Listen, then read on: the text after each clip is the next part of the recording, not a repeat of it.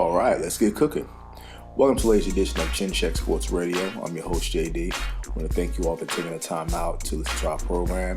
And as always, we accept any suggestions, comments, feedback, and criticisms, which improves the quality of our program, which ultimately improves your listening experience. Now, before we get started, I do want to apologize for misquoting a stat about last Sunday's game with the Dallas Cowboys and the Green Bay Packers.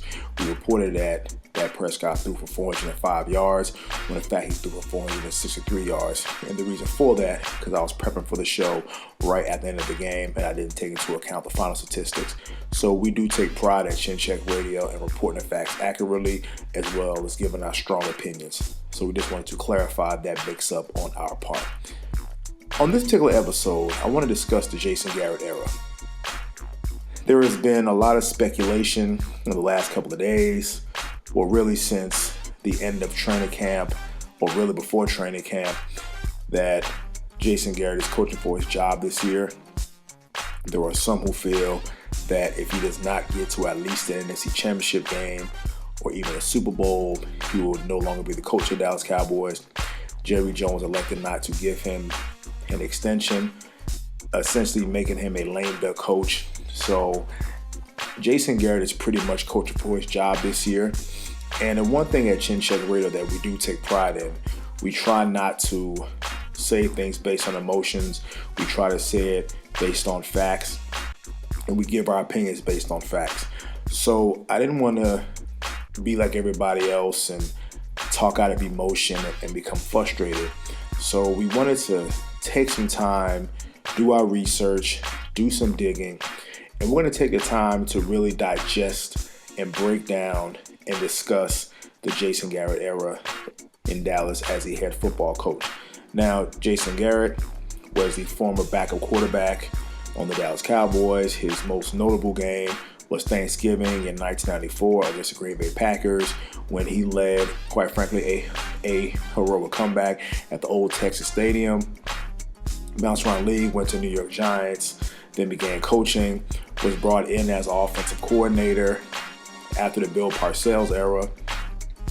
When Wade Phillips became the head coach, was the offensive coordinator in 2007, 2008, 2009, and became the interim head coach in 2010 after the firing of Wade Phillips, and we're going to discuss him later on in the broadcast. This show is going to be dedicated to my friend Jeremy back in New Jersey. Jeremy, I know you're listening. This show is for you because you know we've had constant text message conversations about the future of Jason Garrett. So I'm putting this show together, definitely with the fans in mind, but definitely with you in mind as well. So definitely, brother, enjoy the broadcast.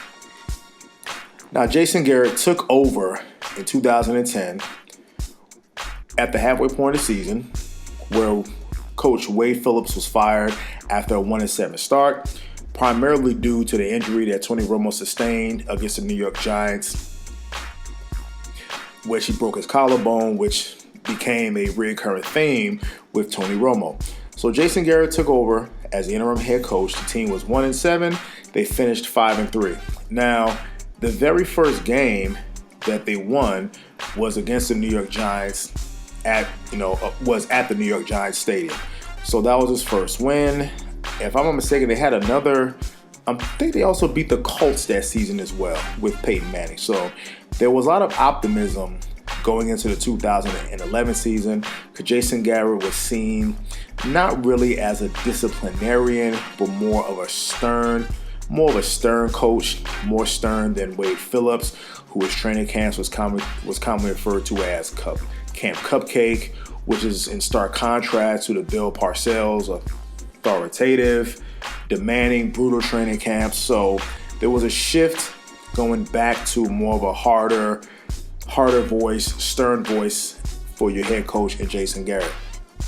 And I remember when his first issues he had was with running back Marion Barber. There was some issue about the proper dress code, and so Garrett was really trying to put his stamp on the team about trying to instill discipline on the team. So in 2011, the Dallas Cowboys drafted notable players such as tackle Tyron Smith, linebacker Bruce Carter, and running back DeMarco Murray. In 2011, the Dallas Cowboys went 8-8, Their final loss in the season was to the eventual Super Bowl champions, the New York Giants. Now, what's interesting about that game, that final game against the Giants came down to whoever won that game was going to win and was going to get a playoff spot. So the obviously Cowboys did not win, and the Giants ended up winning and ended up riding that momentum all the way to a Super Bowl. So 8-8 in Jason Garrett's first full season as head coach of the Dallas Cowboys. In 2012, the team again goes 8-8. Now in that draft, they drafted Morris Claiborne, Tyrone Crawford, and that will be it. And well, quality players, I should say, all these players who made contribution. And in 2012, they again lost to an NFC East rival with the Washington Redskins. That was a year that Robert Griffin III had his magical run as a rookie quarterback. And again, that came down to going to the playoffs. So they would have beat the Washington Redskins, and the Cowboys really got embarrassed. Tony Romo did not play well. I remember linebacker, defensive end DeMarcus Ware had an injured shoulder, and quite frankly seemed baffled all day with what RG3 was doing with the read option and the run option. So another 8-8 season for Jason Garrett. In 2013, the most notable player drafted was center Travis Frederick, perennial All-Pro, perennial Pro Bowler Travis Frederick. So in 2013, the Dallas Cowboys again went 8-8. Their final loss of the season came, you guessed it, to another NFC East foe, this time the Philadelphia Eagles. So 3 years in a row, the Dallas Cowboys had a chance to win a game, advance to the playoffs, end up losing to a divisional foe. Now, what people forget, in 2013, Tony Romo did get hurt the game before the last game. So naturally, without your starting quarterback, you probably don't win those games. But what's interesting about that, there were 2 games that the Cowboys blew not too long before that particular game, and that was against the Chicago Bears and the Green Bay Packers in Dallas. And I remember that game because Cowboys were controlling the action. At the time, Jason Garrett was calling plays, and for some reason he kept wanting to call pass plays where all you had to do was run the ball, stop the clock. But you figure at that time the Dallas Cowboys offensive line wasn't as good as we know it to be, so they blew that game. What's also notable, that's the famous game where there was a Denver and Dallas shootout in Texas Stadium where the Cowboys raced out to a 14-0 lead against the Denver Broncos and Peyton Manning. Now, I believe Peyton Manning set the touchdown record that year, so definitely an exciting game. Unfortunately, we Cowboys fans, we definitely remember that game as Tony Romo throwing a crucial interception to end that game. And going back to 2012, which was not one of Tony Romo's best seasons. So now we fast forward to 2014.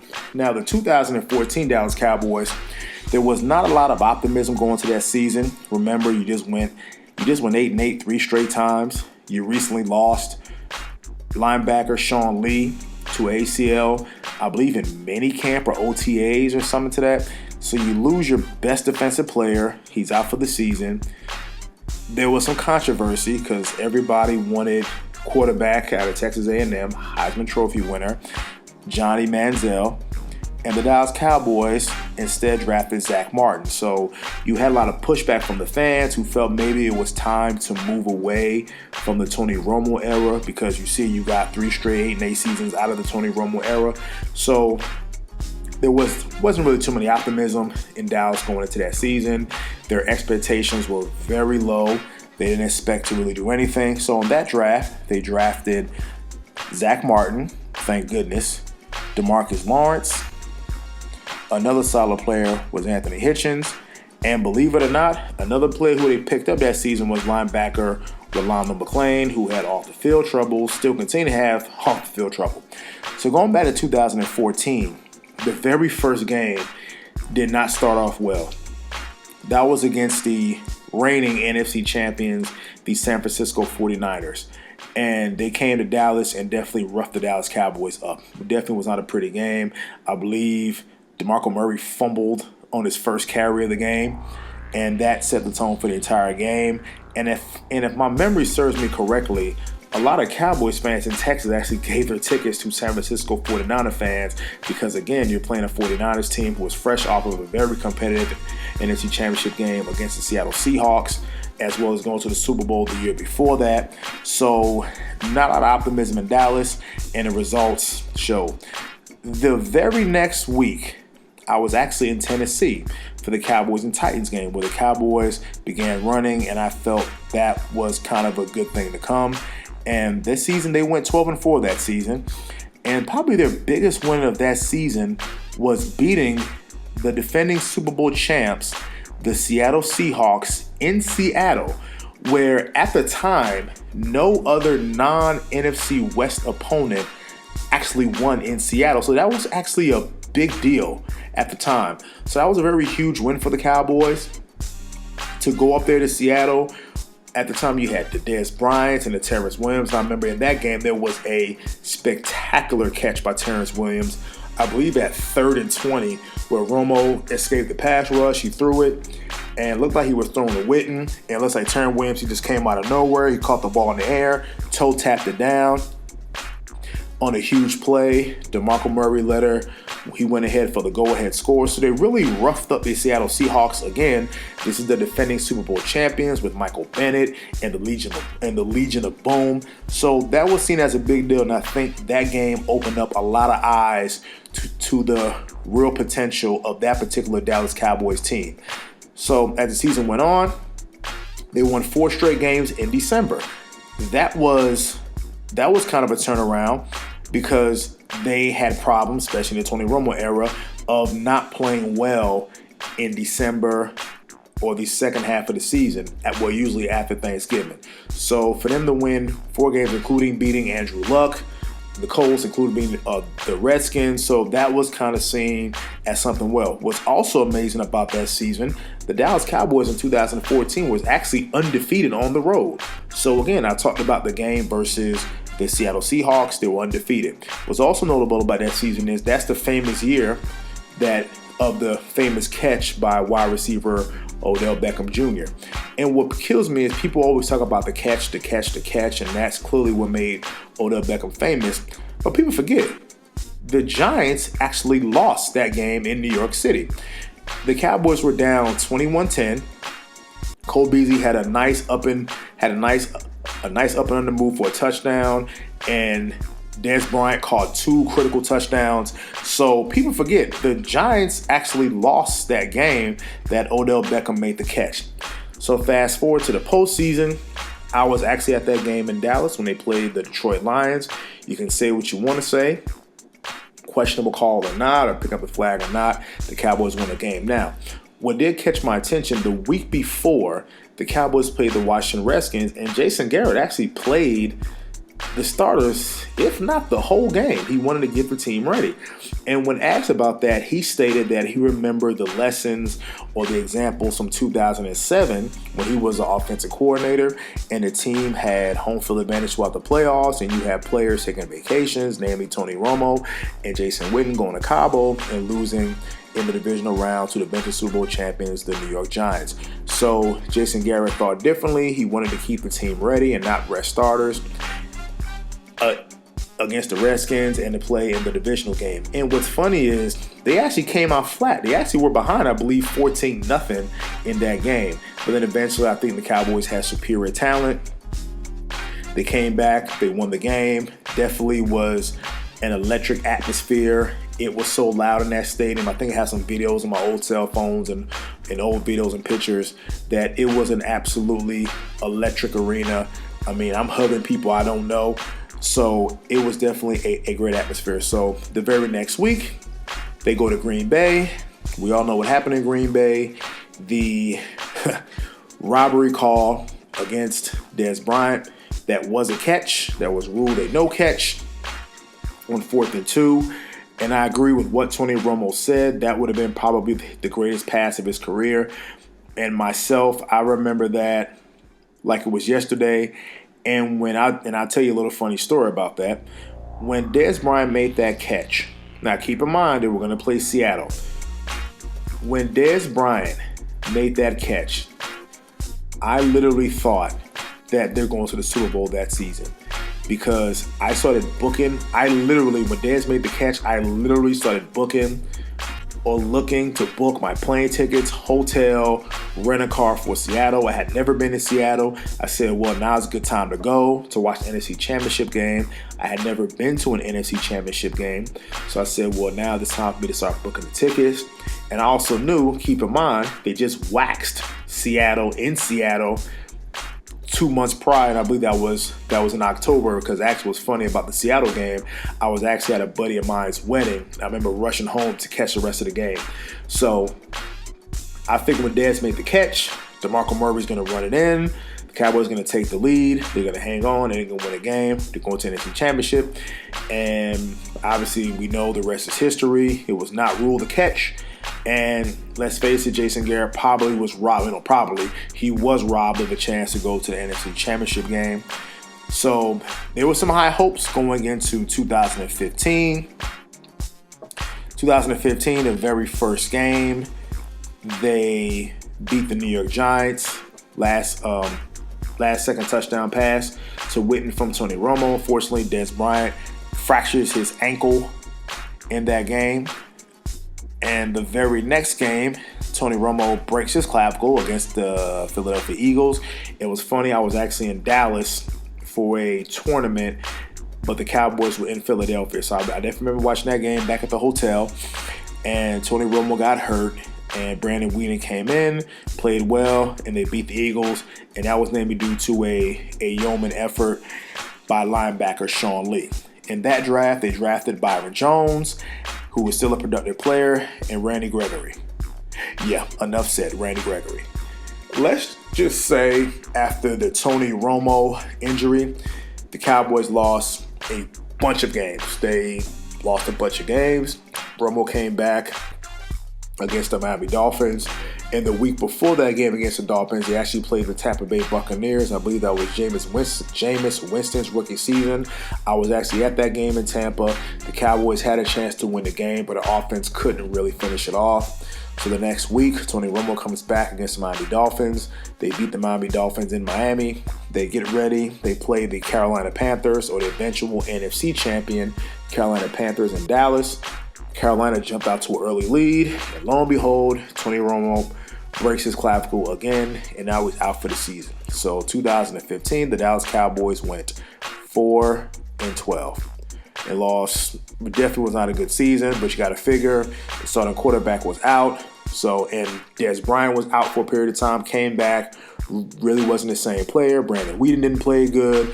So they went to Matt Castle. They benched Ronald Leary. They put in Lyle Collins. Luckily, we ended up getting a star out of Lyle Collins. So season was a disaster.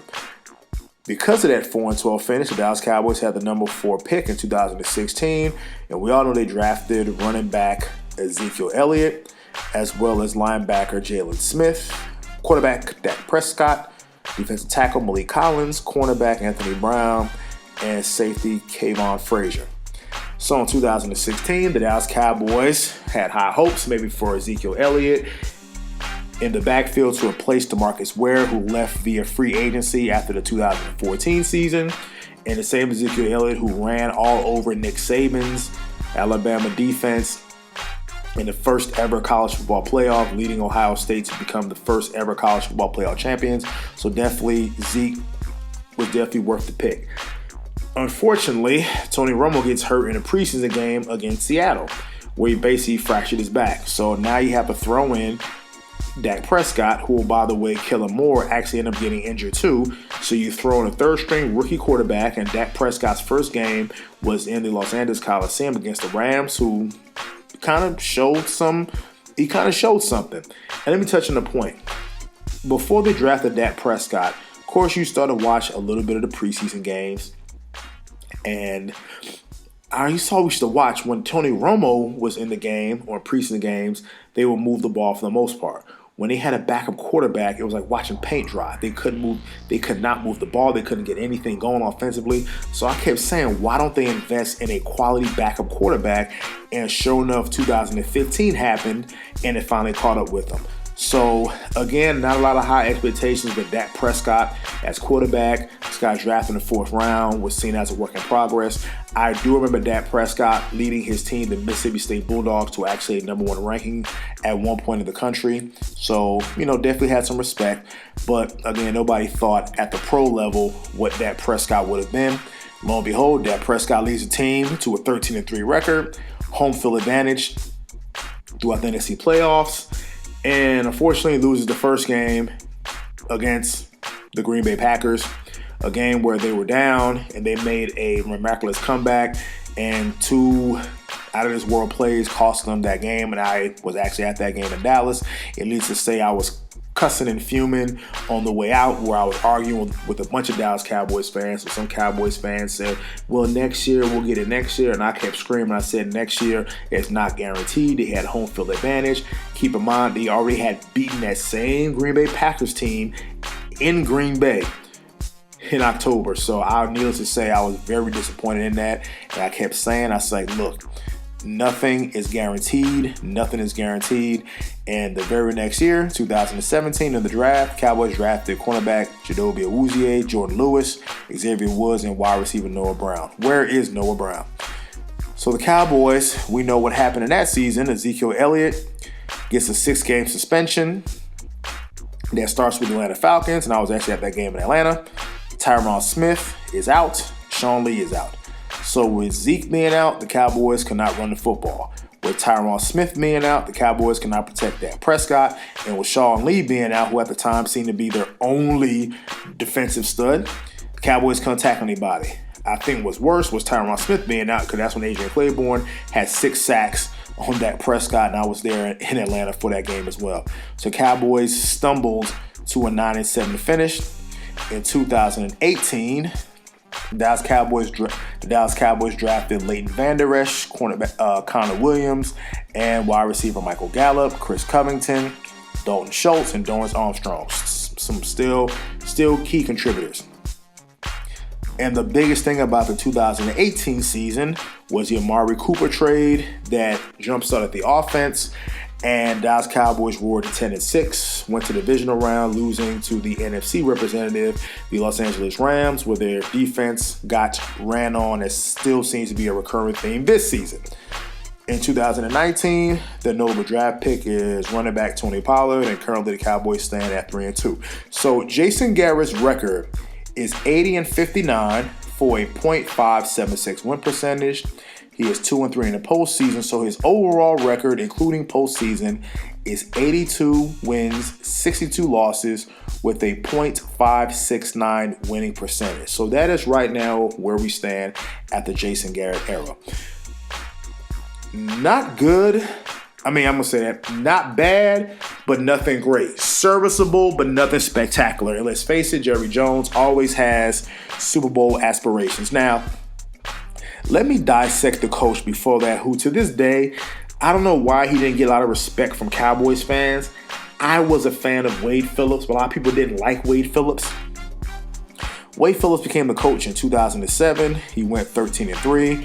Again, we talked about this. He had home field advantage throughout the playoffs, the number 1 seed, and I believe they're the first number 1 seed to lose at home when he went to new format. So that definitely was disappointing, losing to a New York Giants team who they had beaten twice already.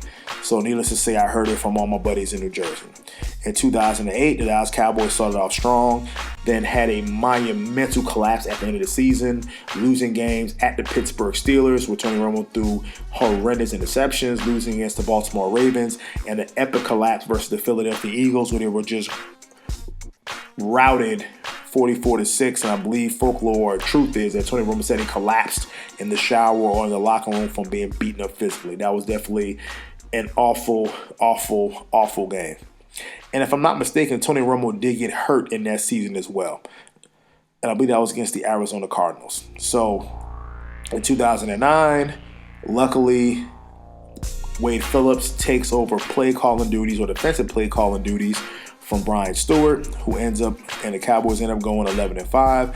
beat the Philadelphia Eagles in the wild card round, and they actually beat the same Eagles team a week before to win the division, beating the following week in the wild card round, smoked them actually, and they end up getting crushed by the Minnesota Vikings. So there was a lot of hope and optimism going into the 2010 season. A lot of people saw parallels between the 2009 team and the 1991 team, who got spanked in the divisional round, but a lot of hope, a lot of optimism, hopefully would lead to a Super Bowl run in 2010, and it was not to be because Tony Romo gets hurt against the New York Giants, and the team goes 1-7.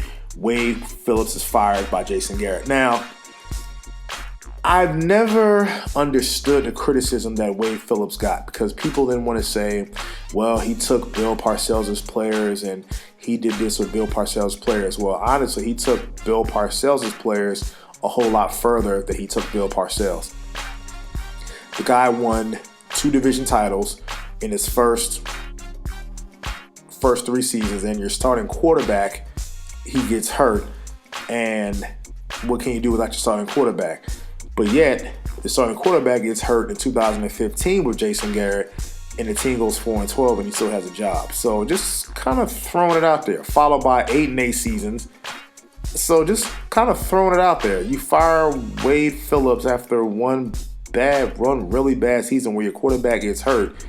Jason Garrett has the same thing, but you don't fire him. In fact, you keep him for 4 more seasons after that. So I always felt that Wade was never really given a fair opportunity to really coach the team like the way he wanted to.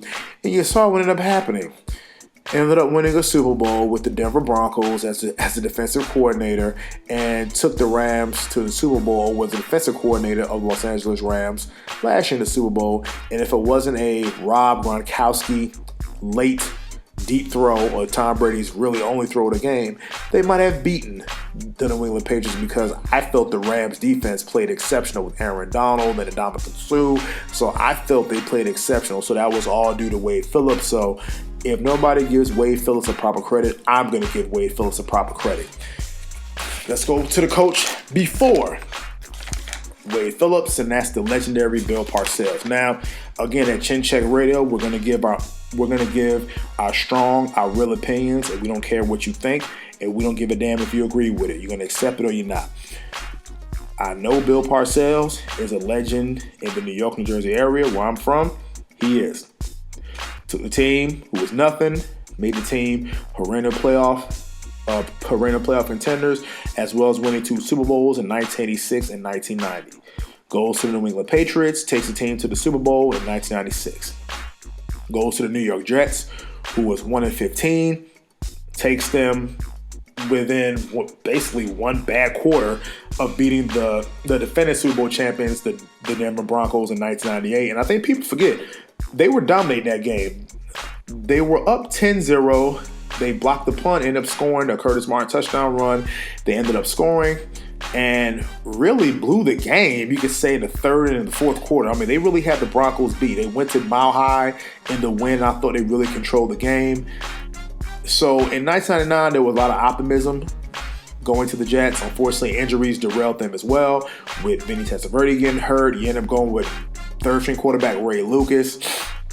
So we know Parcells, we know his pedigree, we know everything he has done with the Giants and the Patriots and the Jets, and rebuilding those franchises and taking them to at least AFC Championship games. However, he didn't do a damn thing in Dallas. Yeah, I said it. He didn't do a damn thing in Dallas.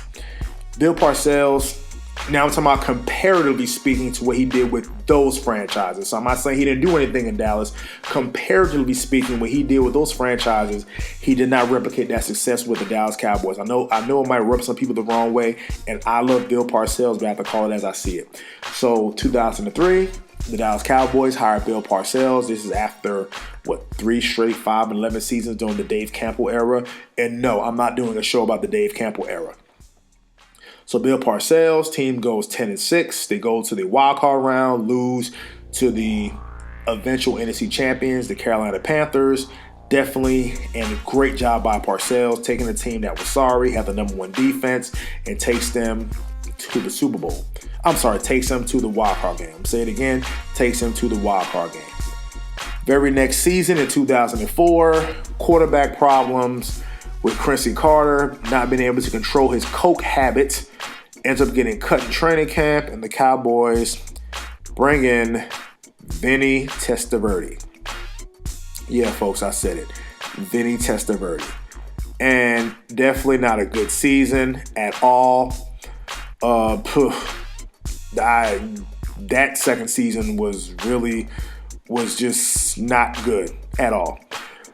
But what's funny, people forget about some of Parcells' misses. Let me go to the seasons and we'll break down some of his hits and his misses. In 2005, he decides to bring in quarterback Drew Bledsoe, who was jettisoned from the Patriots and jettisoned from the Bills. And I kept hearing the old saying, well, Drew Bledsoe was a good quarterback if you can't protect him. Well, you can say the same for every quarterback who's ever lived, but Drew Bledsoe, you had to make special provisions to protect him because he literally could not move in the damn pocket. They also bring in Aaron Glenn, wide receiver Keyshawn Johnson, and fullback Richie Anderson. And I thought I was watching the 1998 New York Jets versus the 2004 and 2005 Dallas Cowboys. It seemed to be Parcells. And again, I respect what he does, but bringing in a lot of his old players. So that's what ended up happening, bringing in a lot of his old players. So again, it was a remake of the damn New York Jets. So in 2005, the Dallas Cowboys finished up 9-7. Now, what people forget about that season is the Cowboys actually started off 7-3. So they started off 7-3, lost 4 out of the last 6 games, including a game against the New York Giants in New York, and they did not make the playoffs, including an awful game against the Washington Redskins where Joe Gibbs unleashed the 1980 Hogs on the team, and they got just blown out. Because I remember all my buddies was calling me, oh man, I went to the gym that Monday morning, and as soon as I walked up and they sensed my presence, I was being eaten alive. So I remember that game against the Redskins and why he never got the criticism. Because it always seemed that when the team won, it was because of Parcells. When they lost, it's because they're stupid. No, you can't have it both ways. So in 2006, they signed wide receiver Terrell Owens.